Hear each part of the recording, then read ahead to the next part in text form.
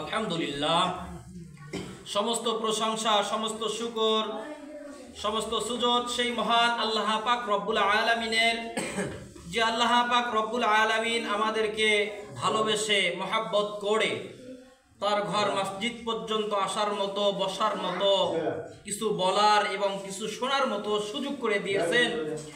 সেই জন্য আল্লাহ পাকের দরবারে আমরা শুকরিয়া আদায় করি, সকলে বলি আলহামদুলিল্লাহ।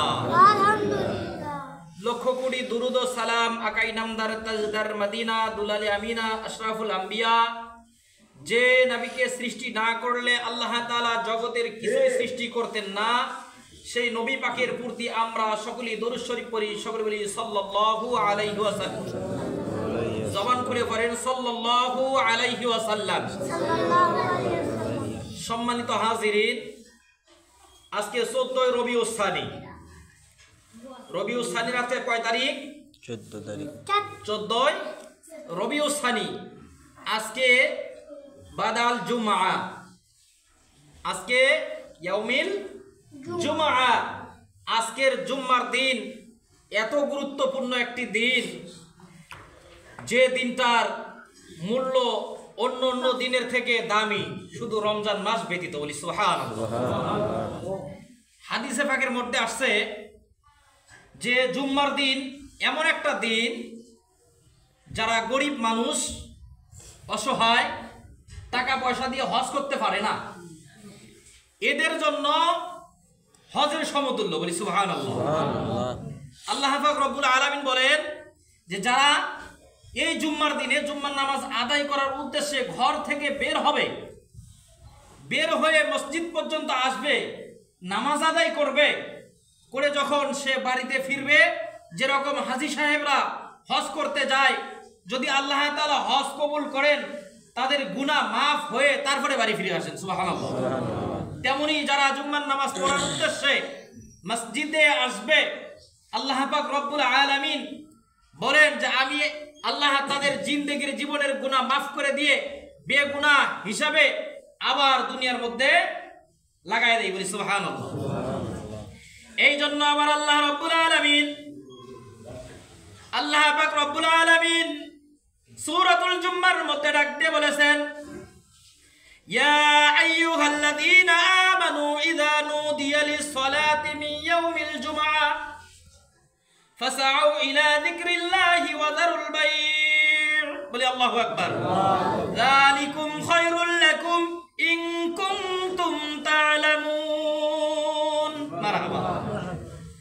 আল্লাহ রাব্বুল আলামিন বলেন, হে ঈমানদারগণ, ইয়া আইয়ুহাল্লাযীনা আমানু, হে ঈমানদারগণ, ইযা নুদিয়া লিস-সালাতি মিন ইয়াউমিল জুমআ, যখন জুম্মার আযান হয়ে যাবে, তখন তোমরা এদিক সেদিক ঘোরাফেরা না করে দুনিয়ার সমস্ত কাজকে বাদ দিয়ে আমি আল্লাহ রব্বুল আলামিনকে ডাকার জন্য, আমি আল্লাহ রব্বুল আলামিনের জিকির করার উদ্দেশ্যে তোমরা মসজিদে রওনা হয়ে যাও। বলি সুবহানাল্লাহ।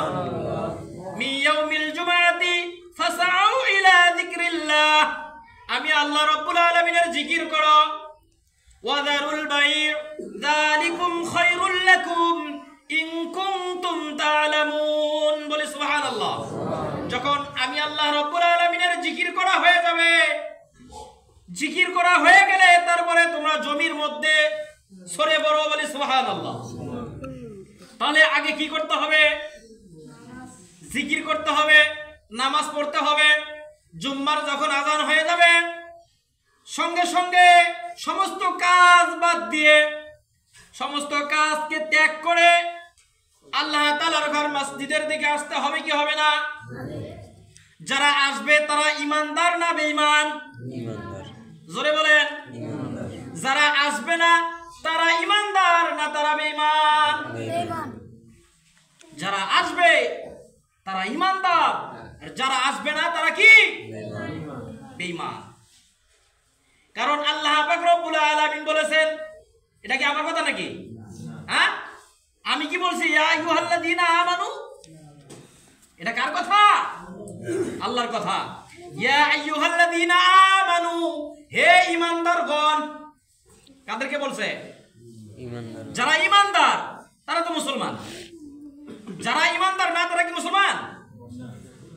এখানে কি ডাক দিয়ে বলছে হে হিন্দুরা তোরা মসজিদমুখী হও, হে খ্রিস্টান তোরা মসজিদমুখী হও, এরকম বলছে? বলে নাই। কার কথা বলছে? ইমানদারের কথা। ইমানদার। ইমানদার কারা? যারা আল্লাহ তাআলাকে এক বলে বিশ্বাস করে। বলি সুবহানাল্লাহ। আমরা কি আল্লাহ তাআলাকে এক বলে বিশ্বাস করি? কে কে করি? ইনশাআল্লাহ দেখি তো। আমরা সবাই করি, সবাই বলে আলহামদুলিল্লাহ। কিন্তু আমাদের সমাজে এমন একগুলো নাস্তিক বের হয়েছে যে নাস্তিকদের নামের মধ্যেও কেমন জানি ও মুসলিম গন্ধ আসে, আসে না? আপনারা কি দেখেছেন কিছু, শুনেছেন কিছু? শোনেন নাই মনে হয়। এই যে বাউল সম্প্রদায়, নাম শুনছেন? বাউল। বাউল শব্দের অর্থ কি জানেন? বাউল শব্দের অর্থ হলে প্রসাব, বাউল শব্দের অর্থ হলে পাগল। এই পাগলের দল আবার গান গায়, দেখেছেন না? আবুল সরকার নামে একজন বাউল আছে, আবুল সরকার। ও নাকি বাউল সম্রাট, অর্থাৎ পাগলের রাজা। কার রাজা? কথা বলে না মুসলমান। কার রাজা? পাগলের রাজা। এই পাগলের রাজা আবার বলতেছে কি যে আল্লাহ তাআলা যে কথাগুলো বলতেছে এই কথাগুলোর আমি কোনো গোয়া মাথা পাই না। নাউজুবিল্লাহ। জোরে বলেন না নাউজুবিল্লাহ। নাউজুবিল্লাহ। তাহলে ও যে এই কথা বলতেছে আল্লাহ তাআলার কোনো কথার গোয়া মাথা পায় না, ও কি তাহলে মুসলমান না বেঈমান? আবার বলতেছে কি যে সূরাতুন নাসের মধ্যে, সূরাতুন নাস আছে না? কুল আউযু বিরাব্বিন নাস মালিকিন নাস ইলাহিন নাস মিন শাররিল ওয়াসওয়াসিল খান্নাস আল্লাযী ইউওয়াসউইসু ফি সুদুরিন নাস মিনাল জিন্নাতি ওয়ান নাস।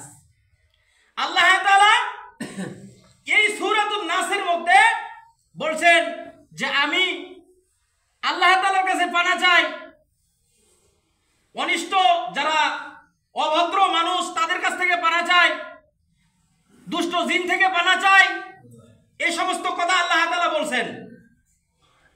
কিন্তু এই আবুল সরকার ডাক দিয়ে বলতেছেন যে আল্লাহ তাআলা কুরআনুল কারীমের মধ্যে সূরাতুন নাসের মধ্যে বলছে কুল আউযু বিরাব্বিন নাস মালিকিন নাস ইলাহিন নাস মিন শাররিল ওয়াসওয়াসিল খান্নাস আল্লাযী ওয়াসওয়িসু ফি সুদুরিন নাস মিনাল জিন্নাতি ওয়ান নাস। ও সঠিকভাবে উচ্চারণ করতে পারে না, আর ব্যাখ্যা করতেছে কি আল্লাহ তাআলা বলেন আসতে। নাউজুবিল্লাহ। নাউজুবিল্লাহ। আল্লাহ নাকি বলতেছে হে তোরা নাস, মানে বারে বারে বলতেছে নাস, কুল আউযু বিরাব্বিন নাস, তার মানে নাস, মালিকিন নাস নাস, ইলাহিন নাস নাস, মিন শাররিল ওয়াসওয়াসিল খান্নাস নাস, আল্লাযী ওয়াসওয়িসু ফি সুদুরিন নাস খালি নাস, মিনাল জিন্নাতি ওয়ান নাস খালি নাস। ওরে নাকি নাস্তে কইছে। তাহলে ও কি নাস্তিক না মুসলমান? নাস্তিক। হ্যাঁ নাস্তিক। তাহলে যারা আমরা বাউল সম্রাট বাউলদের কথা শুনি, এদের কথা মতো যারা আমরা চলি, তারা কি আমরা মুসলমান আছি? হ্যাঁ মুসলমান থাকবো? কারণ যার মুখ থেকে আল্লাহ তাআলার নামে ফায়সা কথা বের হয় যে আল্লাহ তাআলার নাকি কথার কোনো গোয়া মাথা নাই, তাহলে যে এই কথাগুলো বলতে পারে সে মুসলমান থাকতে পারে না। আর এই ওই বেঈমানদের যারা কথা শুনবে তারাও কি হয়ে যাবে? বেঈমান হয়ে যাবে। তাহলে কি আমরা বেঈমান হয়ে মরতে চাই না ইমানদার হয়ে মরতে চাই? ইমানদার। আবার এমনও কথাবার্তা বলে যে কথাগুলো মেনে নেওয়ার মতো না। এই যে মমতাজ নামে একটা বেশ্যা ছিল, নাম শুনছেন না? মমতাজ, এও কিন্তু বাউল ছিল না? ও কি বলে যে ধরিলি নামাজ পড়লি নামাজ সারা জীবন ভর, নামাজ হইল না রে তোর নামাজের লইলি না খবর। জানেন এটা? শুনছিলেন? এরা বেশ্যা বললাম কেন? এ আলেম ওলামাদেরকে অনেক বকাঝকা করেছে, আলেমদেরকে দেখতে পারে নাই। আবার কোথাও যায় বলে বুকটা ফাট্টা যায়, সিরা যায়। আবার কোথাও কত সুন্দর কোরআন হাদিসের কথা বলে। এক পাশে যুবকদেরকে নষ্ট করেছে, আর এক পাশে দিন ইসলামের দাওয়াত দেয়। তাহলে কেউ ভালো? এই জন্য সে বেশ্যা। আর ওর স্বামীর মনে হয় অভাব নাই।